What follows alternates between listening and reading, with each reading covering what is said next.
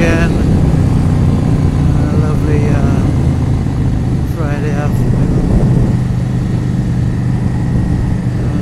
We're going down to Market up on Jumeirah maybe. Check out some of the Jumeirah area. Anyhow, picking up where I left off. I apologize on my last few viewers who had requested me information on the local licensing policies and procedures. It's actually not that difficult. A few things you have to keep in mind. Depends on what your depending on what your title is on your visa. The requirements might be different. Also depending on the school actually. The driving schools are managed by RTA, although they're not all owned by the government. RTA is their local road and transport authority. So in my case, my title as an engineer, had no problems. So the other guy I knew, he had like a title as a technician, and for him they required a letter from the employer, sorry, saying that it's okay that this guy wants to go and get a motorcycle license. I don't know why, don't ask me why. It might be like a liability thing, maybe, I don't know. And then what else? Yeah, so once you have that okay, you join a driving school. Driving schools will ask you if you have a license before. If you have not had a license of any kind before, they'll ask you to take 30 classes and 4 lectures. I'm not sure exactly if the 4 lectures are counted in the 30. It's been a while since I took my test. So yeah, anyhow, the 30 classes, the 4 lectures, the first 4 lectures are to do with road regulations and science. The written test that you give is based on that. And I'll come back to the testing later on.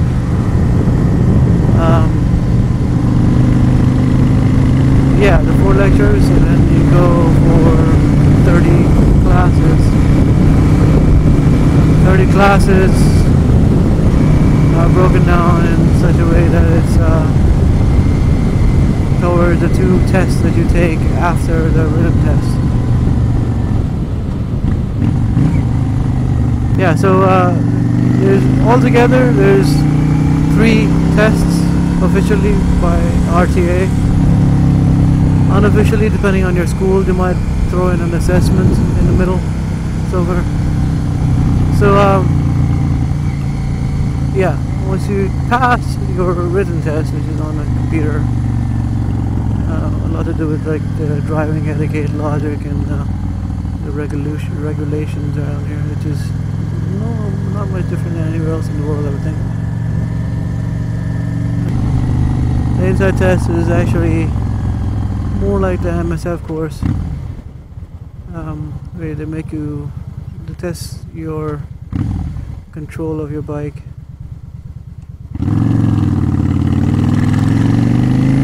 And how you handle emergency situations, emergency stopping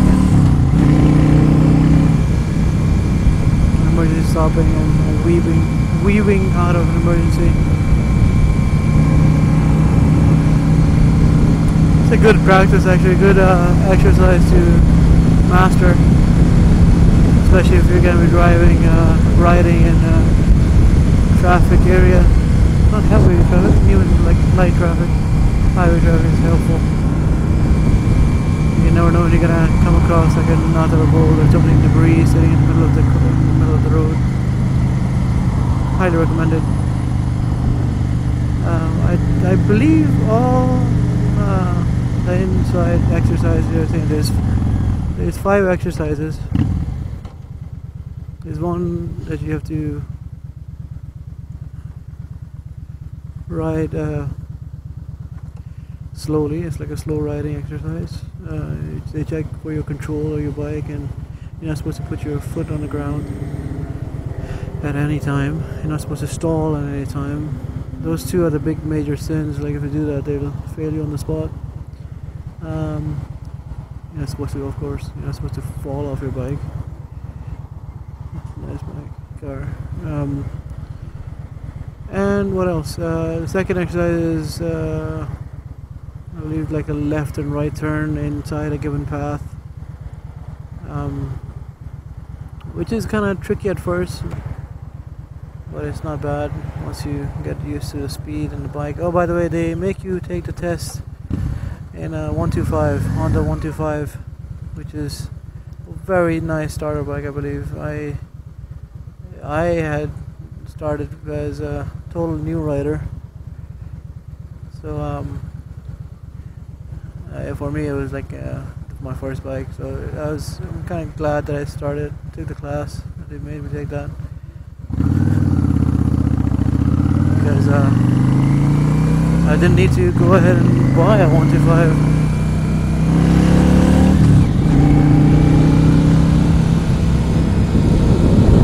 So yeah, the Honda 125 is great. You learn a lot. I fell off the bike a couple of times during the classes. It was fine. That's how you learn. I'd rather fall on their bikes than mine. Anyhow. Oh yeah, by the way, before you even start, you're supposed to have proper gear. Like they should provide you with proper gear. What I've noticed is that the schools here don't really carry great quality gear, and like you end up sharing it a lot of times. So I went ahead and bought the gloves, and these gloves actually, and cheap, not cheap, but like nothing fancy or branded helmet, because I actually wasn't really sure. This is a dual sport, so it kind of looks like a dirt bike helmet, but yeah, so I wasn't quite sure I was going to continue because it's hard usually. I wasn't really having any luck finding a bike cheap enough that I could afford. But yeah, so that. Excuse me, I failed the inside test once because the guy said I was not fast enough. So they do monitor your speed. The way to do that is there's an LED light stuck in front of the bike. So if you go over 20 kilometers an hour, it lights up. So if you're not going over 20 kilometers an hour, they fail you. You're supposed to maintain 20 to 25 kilometers an hour speed for that indoors test. Yes, it's an indoor test. Not indoors, but like it's within the school premises, not on the highway or road outside. Anyhow, so once you fail, if you do fail the test, they make you take, depending on how badly you fail it, they make you take 2 or 4 classes or 8 classes even. I did 2 more classes.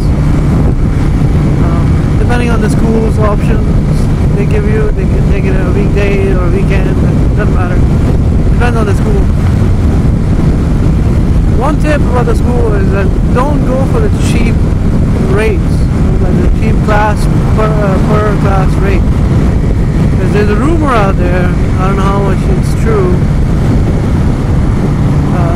The cheaper the school is, the more students go there, and they can fail you and end up making you take more classes than you need to, and then they end up taking more money from you.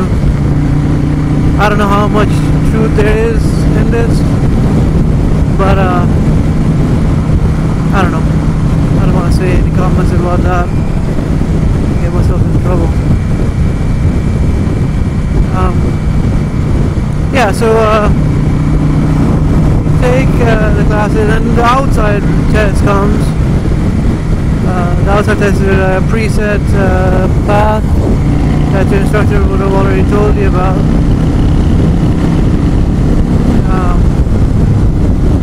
And basically sit in a car behind you and follow you as you go through the route that you've been shown by your instructor.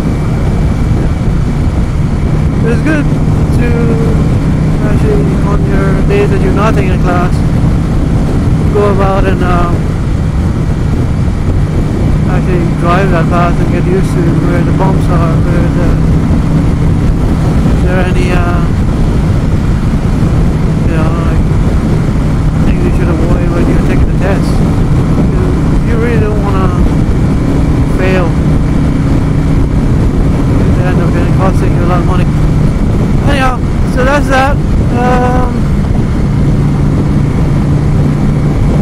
Oh yeah, another piece of gear that you should have is steel toe boots. They would provide you, but you don't want to wear anybody else's steel toe boots, so I recommend you buy steel toe boots or some motorcycle riding boots, because you cannot use them anyway later. Today we're going to go into Mall of the Emirates real quick and check out some, see if there's got some supercars parked there. Usually they are. Hopefully we'll get to see some supercars. Whiskey Hotel, Sheraton Hotel, Valley Parking, yes.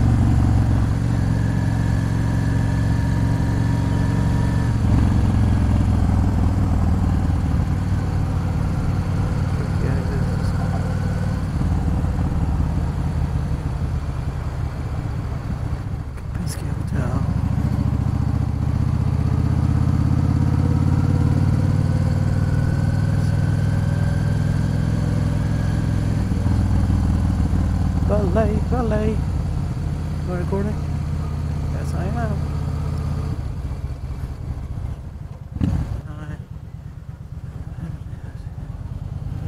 I don't know what that is.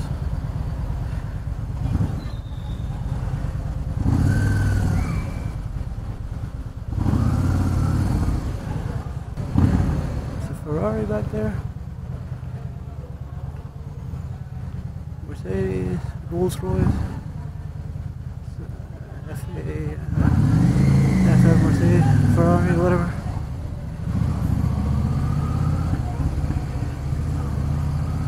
That was cool. It kind of sucks that they don't allow bikes.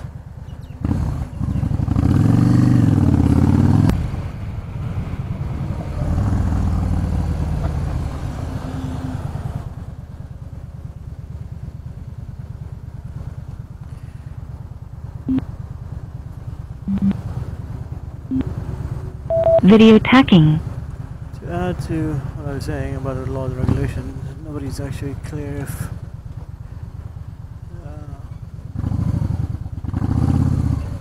lane splitting is allowed or not, so I avoid it when I can. I actually avoid it altogether. No need to get in trouble unnecessarily. If you're not sure about the rule or the law, just don't do it. There's a showroom right there somewhere with only exclusive supercars, like collectors' cars. Ow. How hot is it today?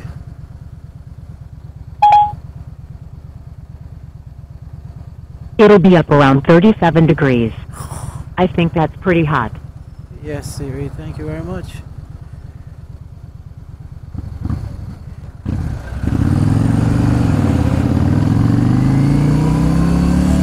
Video tacking. Look at that. The Porsches, Ferraris, classic cars. Hope we can get in. I don't think we can though. Let's see. Let's give it a shot. Give it a good college try, as they say. Are they open? Sweet, you going in?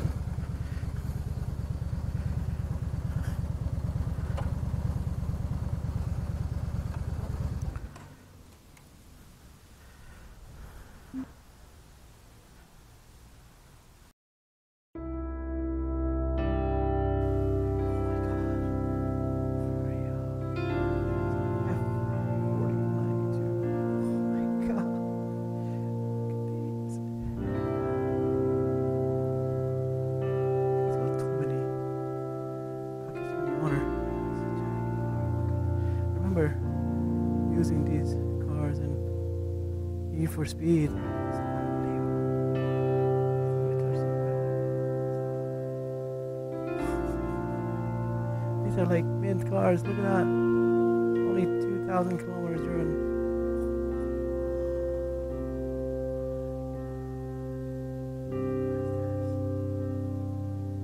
Lost in Ely.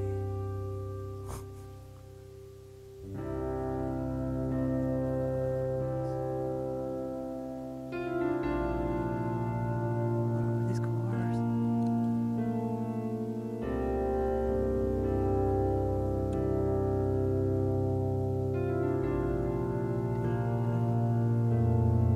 Ferrari dyno. It's too many to go over. Toyota.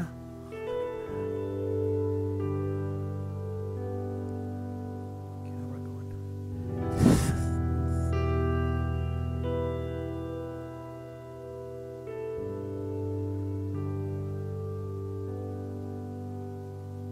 Such a beautiful view.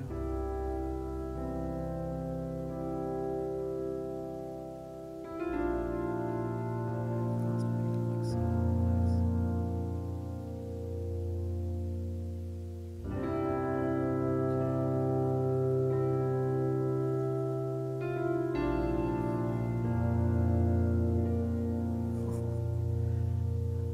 Let's see. That's another Pina Ferrari. Testarossa. 1990. It's another Ferrari. Ferrari 512M. Look at that Porsche. That's, I think, the same Porsche from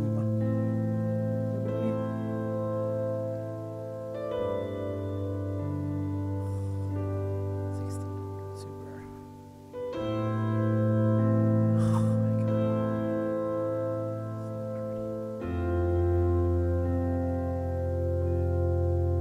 That is phenomenal. 1961. 365B Roadster. Oh my god. Wait, it looks even better. Oh my gosh. This whole time is gonna be just me screaming, oh my god, oh my god. Okay, that's a Targetall. That's a normal Roadster. Oh my gosh. Such an amazing collection. Porsche Club of America. Carreras, oh my gosh, Carreras. I love the look of these 911s. Oh my gosh, that is an Aston Martin. Is it? Yes, it's a James Bond car. And it's left-handed. Oh my gosh, I don't know if you guys can see this. That is gorgeous. Superleggera. David Brown, Aston Martin. 1967, 86,000 kilometers run. These are amazing. Oh, Aberrath. It's so cute. Yeah, it's Aberrath. It's a monster little car. Look at the size of it. Mercedes 300 SL. Oh, it's got the gullwing doors. I want to touch it so bad.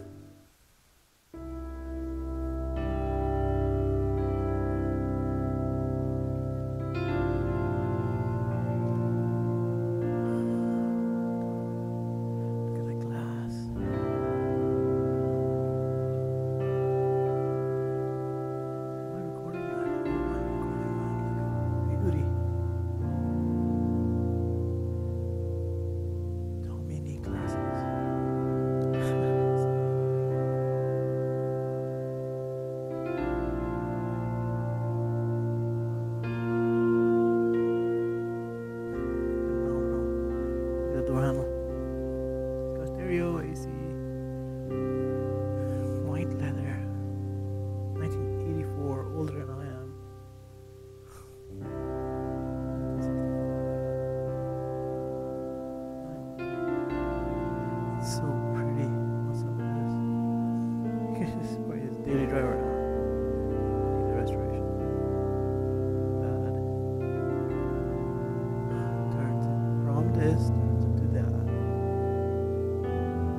Same.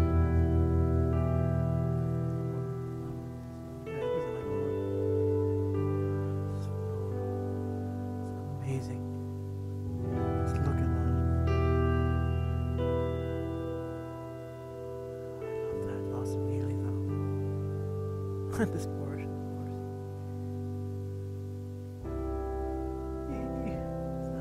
Oh, that's why that target though. So pretty, the green leather inside. Black outside. Oh, it's gorgeous.